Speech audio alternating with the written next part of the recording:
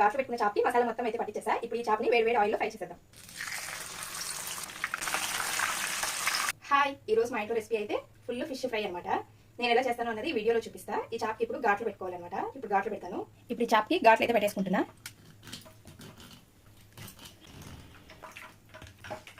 చాప్కి ఘాట్లు అయితే ఈ విధంగా పెట్టేశాను 2 సైడ్స్. ఇప్పుడు దీనికి మసాలా మొత్తం కలిపేసి ఆయిల్లో ఫ్రై చేసేద్దాం. మసాలా కలుపుకోవడానికి కారం, కొంచెం బియ్యం పిండి, అల్లం వెల్లుల్లి పేస్ట్, పసుపు, ధనియాల పౌడర్, కోటింగ్ కోసం కార్న్ఫ్లవర్ అయితే తీసుకున్నాను. వరకు ఆయిల్ వేస్తున్నా, కొంచెం నిమ్మరసం. ఇప్పుడు ఈ మసాలా మొత్తం చేప పట్టించేస్తున్నా.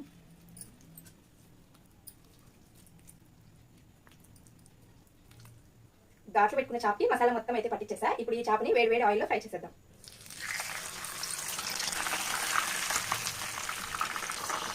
పచ్చిమిర్చి, కరివేపాకు కూడా ఫ్రై చేసేసా. కొంచెం నిమ్మకాయ పిండేసుకొని ఫిష్ ఫ్రై రెడీ.